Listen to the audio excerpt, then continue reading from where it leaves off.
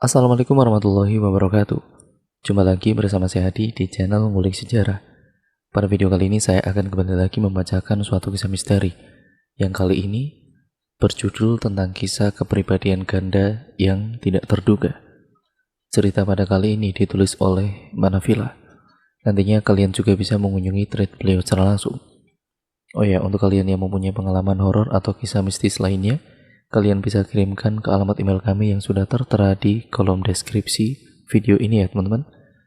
Nah, nantinya akan ditulis Manavila dan dibacakan saya di sini. Daripada kita lama-lama, untuk kisah kali ini mari kita langsung saja menuju ke ceritanya. Perhatikan baik-baik ya teman-teman, dan persiapkan diri kalian karena ceritanya akan segera saya mulai.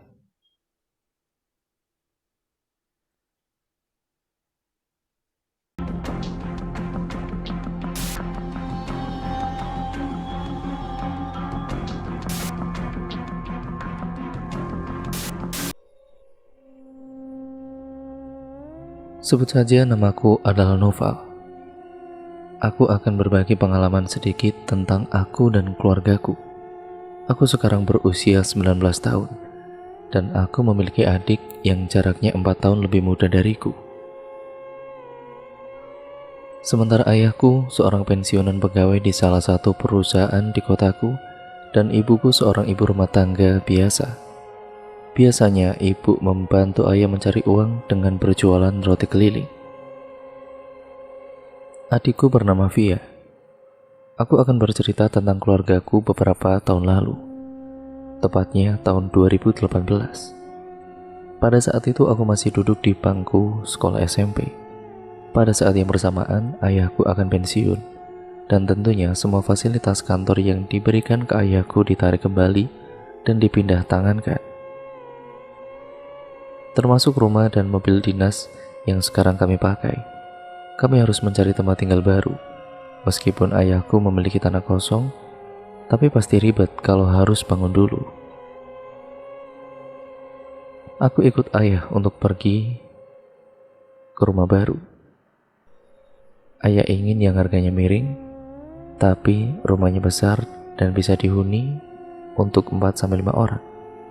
Karena ibu yang sibuk dengan jualannya dan adikku yang sedang belajar untuk menghadapi ujian, jadilah aku yang menemani ayah untuk membeli rumah.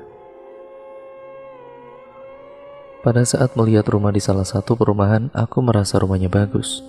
Kata orang sekitar baru 2 bulan rumah itu tidak dihuni, besar dan mewah, dan harganya juga murah untuk rumah dan tanah yang sebegitu besarnya. "Kenapa pemilik rumah sebelumnya pindah, Pak?" tanya ayahku ke orang yang diamanati untuk memegang kunci rumah tersebut. "Beliau keluarga baru, Pak, dan baru punya anak 1. Jadinya terlalu luas untuk keluarga baru yang tinggal di sini," jawab Pak Dadang, orang yang mengurus rumah ini. "Kalau oke dan juga suka, ini saya kasih nomor dan juga alamat pemilik rumahnya, Pak." "Pak, apa boleh saya lihat dalamnya dulu?" tanyaku ke Pak Dadang. "Oh, monggo Mas, silakan," tanyaku kepada Pak Dadang. Tanpa pikir panjang, aku langsung mengambil kunci dan kemudian masuk ke dalamnya. Awalnya biasa saja, hanya rumah kosong dan bau debu seperti rumah yang sudah ditinggal lama. Dan keanehan mulai aku rasakan. Aku yang notabene tidak bisa merasakan hal-hal gaib, tiba-tiba melihat sosok perempuan berdiri di sudut ruangan, dan tiba-tiba ada bayangan yang lewat di depan mataku. Aku kaget setengah mati dan langsung membalikkan badanku. Saat aku berbalik, sudah ada ayah dan Pak Dadang di sana. "Kenapa, Val?" "Nggak apa-apa ya." "Nggak apa-apa kok, ketakutan gitu," tanya ayahku lagi.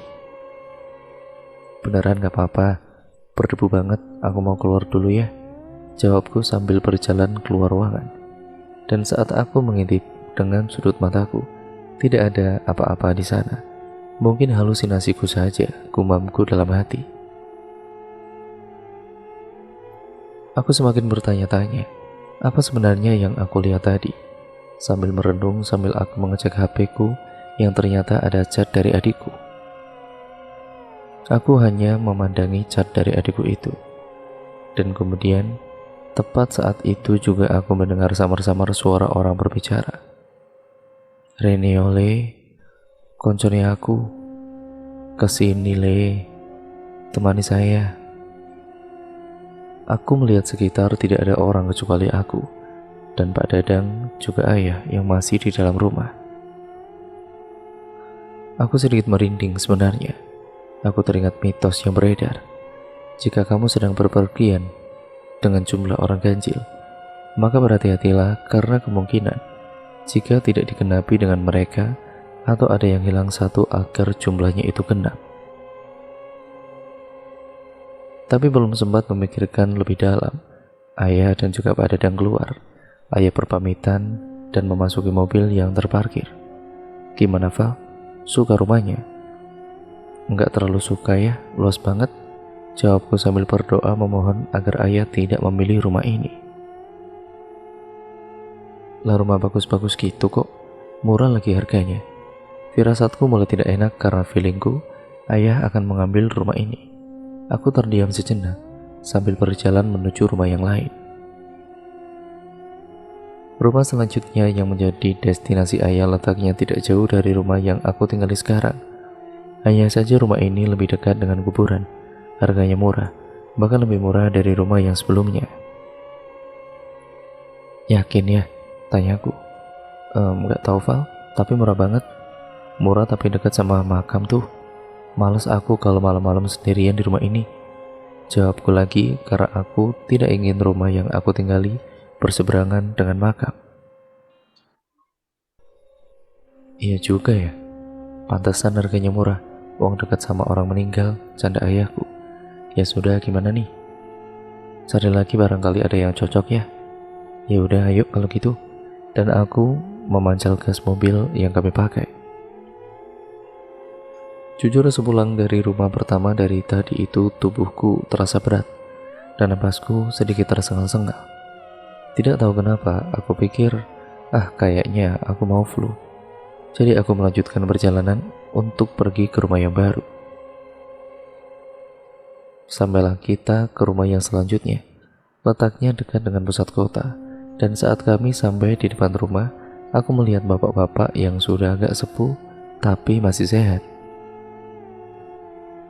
"Permisi Pak." "Oh iya Pak, siapa ya?" jawab pria yang terlihat sedang membersihkan rumah tersebut. "Saya Pak Joyo." "Apa benar rumah ini dijual Pak?" tanya ayahku lagi. "Oh, nggih, saya Rasman. Saya yang dipasrahi kunci rumah ini. Setiap hari saya selalu bersihkan dan saya rumat.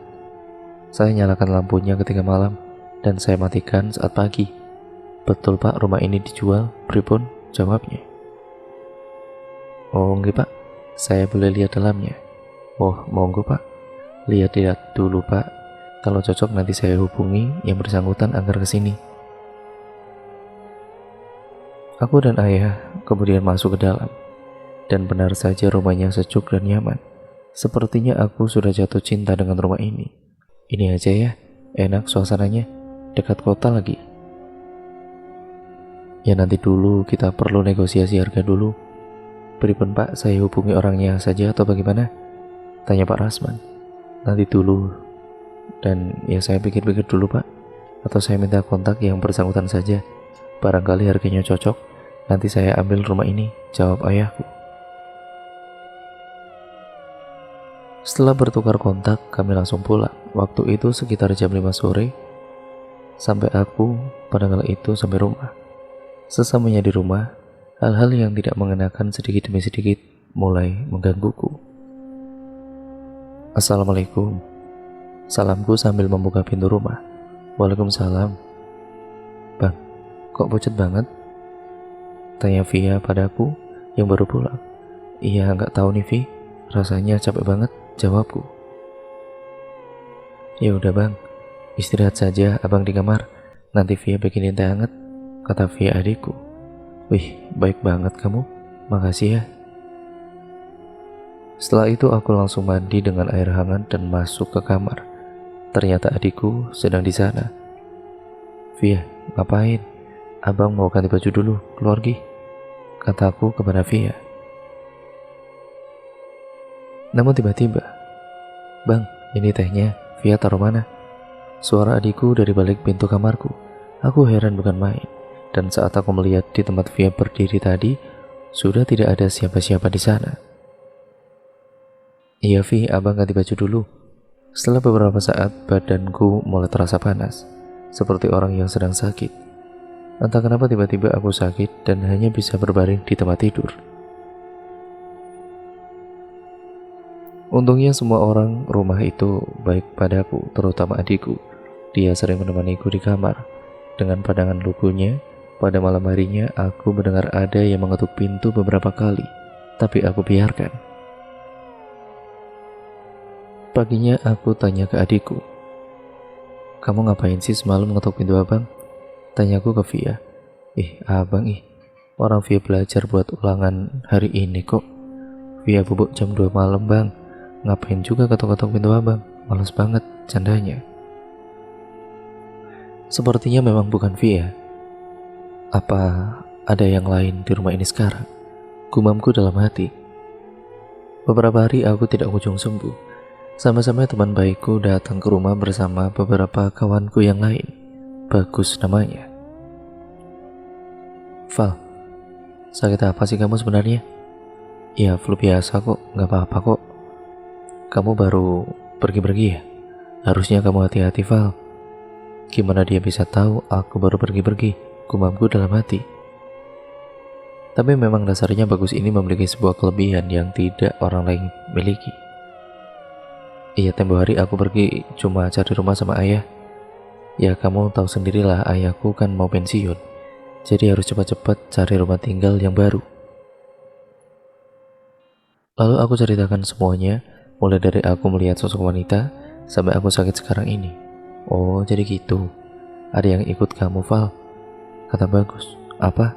Maksudnya gimana?" tanyaku. "Iya, jadi ada yang ikut kamu, sekarang lagi duduk di pojok kamar kamu. Kalau kamu gak usir, bakal ngikutin kamu terus." "Wah, aku sumpah aku gak bisa ngusir, aku gak bisa ngapa-ngapain," kataku bingung. "Ya sudah, sholatmu dikencengin aja, insya Allah dia bakal gak betah. Oh iya, jangan lupa baca Al-Quran ya, 2 atau 3 ayat cukup lah," kata Bagus lagi. Selang beberapa hari demamku mulai turun. Jujur saja kejadian ini membuatku menjadi sedikit religius. Beberapa hari kemudian berlalu. Aku harus kembali ke perantauan untuk melanjutkan studiku. Rencananya aku pulang setelah ujian dan bertepatan selama ulang tahun adikku yang ke-17. Dan mungkin ayah sudah menempati rumah baru. Setelah perdebatan yang cukup alot, akhirnya ayah memilih rumah yang pertama. Setelah perdebatan yang cukup alot, akhirnya ayah memilih rumah yang pertama kami datangi. Jujur aku sedikit kecewa, tapi mau bagaimana lagi, nasi sudah menjadi bubur. Beberapa minggu kemudian ayahku pensiun dan bersiap untuk pindahan. "Halo ya." Saat pertama kali aku mengangkat telepon dari ayah. "Nopal, ayah sudah pensiun. Ini ayah mau pindahan, dibantuin sama Pak Ridwan dan beberapa teman kantor," jawab ayah. "Oh gitu ya, oke ya. Hati-hati jangan maksain kalau capek." Ya, Via di situ?" tanyaku kepada ayah. "Ya enggak lah, Via sekolah." "Oh ya, kamu kapan pulang?" "Seminggu lagi Via ulang tahun. Ayah juga sekalian mau syukuran rumah baru," kata ayah. "Oh gitu. Ya mungkin minggu depan ya, bareng sama ultahnya Via." "Ya sudah, ayah matikan dulu ya teleponnya." Kemudian langsung ayah menutup teleponnya. Jadi kenapa aku ditanya pulang kapan? Karena aku sekolah di tempatnya nenekku yang ada di desa. Jaraknya sekitar 2 jam kalau ditempuh dengan mobil. Aku memilih SMP di sana karena tempatnya yang buat aku nyaman. Sementara kenapa aku tanya ada Via di situ? Aku mendengar suara wanita di telepon ayah. Suaranya mirip seperti Via. Dan asal kalian tahu, kantor ayah tidak ada yang perempuan. Dan suaranya juga sangat jelas. "Reneole, Pelio, si Nina pulang nak?" Seperti itu suaranya, lembut sekali. Tapi aku mencoba positive thinking, mungkin kawan ayah yang perempuan atau ibu yang sedang di dekat ayah. Beberapa hari kemudian aku pulang ke rumah baru kami. Kami sedang mempersiapkan syukuran sekaligus mau merayakan ulang tahun Via yang ke-17. Malam harinya acara dimulai. "Hei Via, mau minta apa dari abang?" tanyaku ke Via. "Iya bang, makasih. Via gak minta apa-apa kok. Via pokoknya minta abang di dekat Via terus," pinta Via. "Iya, abang bakalan jagain kamu semampu abang ya," jawabku sambil mengelus kepalanya. Sembari ayah syukuran rumah barunya, sambil membaca doa-doa dan sebagainya, acara malam ini selesai berjalan dengan baik dan lancar. Tapi cerita tentang keluargaku di rumah baru ini baru saja dimulai. Keesokan harinya yang kebetulan hari Minggu, aku sedang enak-enakan rebahan di depan TV. Tiba-tiba Via keluar dari kamar dan duduk di sebelahku.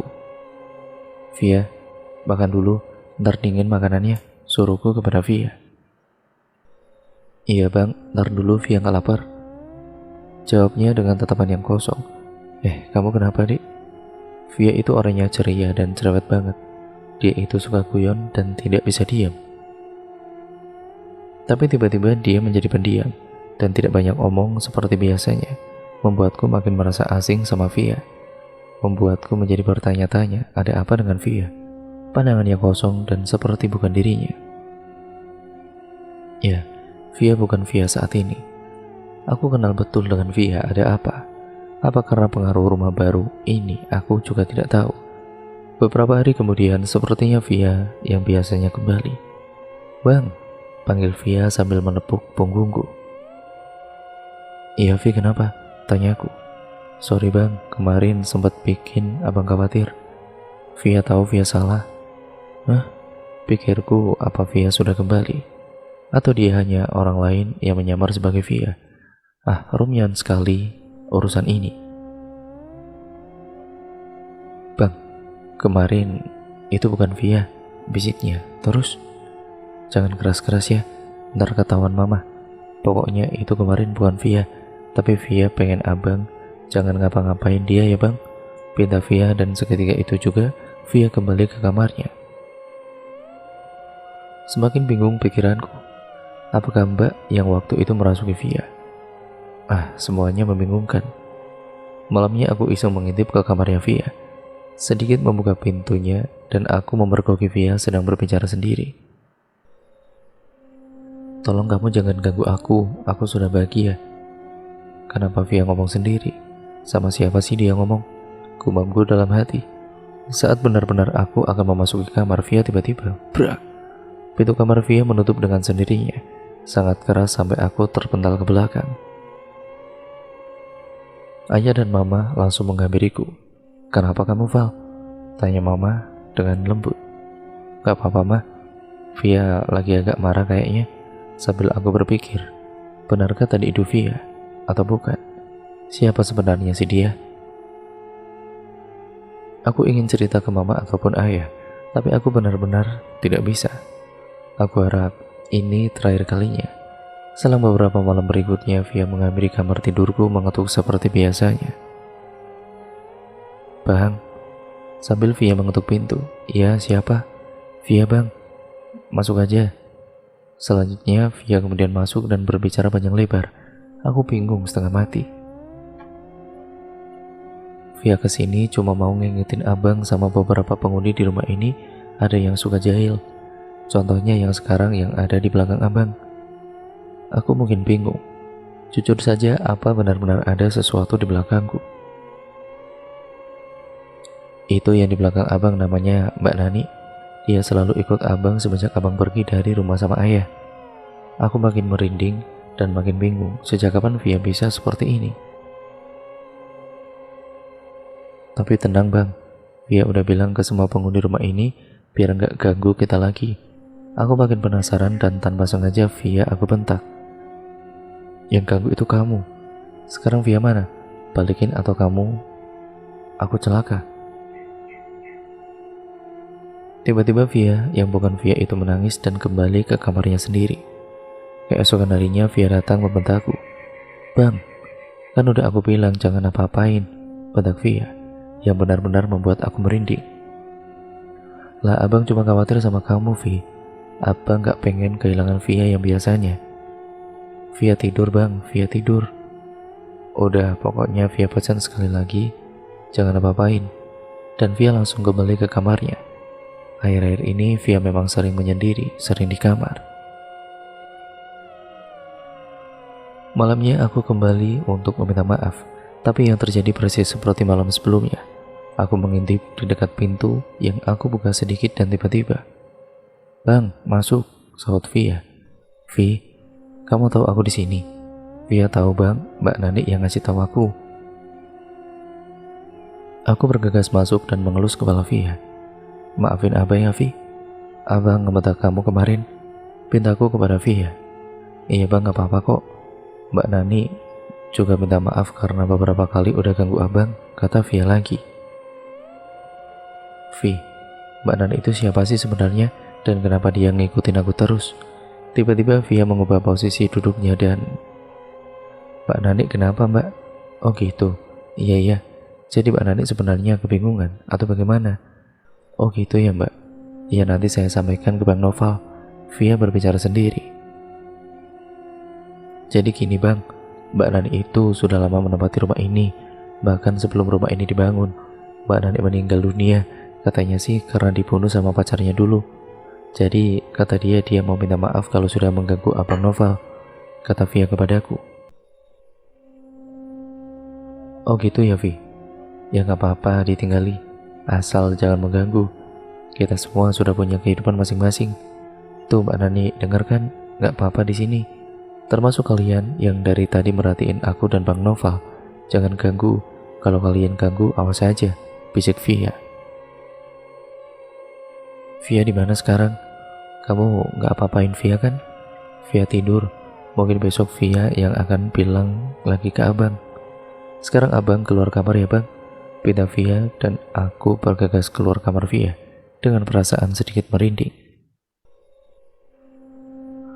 Beberapa hari berlalu, aku juga harus kembali ke rumah nenek karena masa liburku sudah habis. Tiba-tiba Via memelukku dari belakang. "Bang, ini Via bukan?" tanyaku karena aku ragu. "Via bang, Via mau jelasin semuanya." "Hah, jelasin apaan?" "Jadi Via itu gak sendiri bang. Kalau kata orang Via itu punya kepribadian ganda bang. Jadi Via yang abang kenal ya Via yang kayak gini. Tapi pribadi Via yang satunya itu, dia bisa lihat hal-hal yang tidak bisa kita lihat bang," kata Via panjang lebar. "Oh gitu, terus?" "Iya bang, setiap Via tidur dia terkadang bangun dan dia nulis beberapa pesan buat Via. Terkadang kita juga bercerita lewat kertas itu, saling tulis apa yang sudah kita lakukan selama kita bangun." "Oh jadi gitu. Gini aja nih Vi, aku kasih tahu mama ya sama ayah, biar tahu solusinya yang terbaik itu gimana, biar kamu gak terbebani juga." "Via gak terbebani kok bang, Via malah seneng. Via jadi punya teman kalau abang gak di rumah. Tapi kalau untuk kasih tahu ayah sama mama, gak apa-apa bang. Mungkin dengan ngomong ke mereka juga jadi lebih bisa mengontrol emosiku." Dan selanjutnya aku bercerita ke ayah dan mama tentang apa yang terjadi dari pertama kita menempati rumah ini sampai detik Via mengaku awalnya ayah mengendaki untuk ke psikiater, tapi mama dan aku tidak setuju. Karena itu malah makin membebani Via. Alhamdulillah, sampai saat ini Via tidak pernah muncul di depanku. Via yang aku kenal sekarang adalah Via yang dulu. Sekarang dia juga masih kuliah di universitas ternama di Jogja. Ya, akhirnya doaku terkabul. Tuhan mengembalikan adikku seperti biasanya. Dan penunggu rumah itu pun sudah tidak jahil lagi. Semua baik-baik saja, hidup berdampingan namun beda alam. Dan cerita pun akhirnya selesai sampai di sini ya teman-teman. Terima kasih untuk kalian semua yang sudah menyimak video kali ini dan cerita kali ini yang menurut pengalaman dari Mas Noval tentang adiknya itu dan tentang kepindahannya di rumah baru yang dia tempati. Sekian dan terima kasih, kurang lebihnya mohon maaf atas kesalahan, mungkin narasi saya terlalu cepat atau bahkan terlalu lambat, atau mungkin kesalahan pembacaan kata-kata ataupun narasi yang saya lakukan ya teman-teman. Jangan lupa untuk kalian tetap terus like, komen, dan share video kali ini sebanyak-banyaknya. Dan jangan lupa pula untuk kalian nyalakan lonceng notifikasinya agar kalian tidak ketinggalan video terbaru selanjutnya dari channel ini. Sekian dan terima kasih untuk kalian yang juga memiliki pengalaman horor atau pengalaman mistis lainnya. Kalian bisa mengirimkan pengalaman kalian ke alamat email kami yang sudah tertera di kolom deskripsi video kali ini, yang nantinya akan ditulis Banavila dan saya bacakan di sini. Terima kasih, video ini saya akhiri. Sampai berjumpa di video terbaru selanjutnya. Wassalamualaikum warahmatullahi wabarakatuh.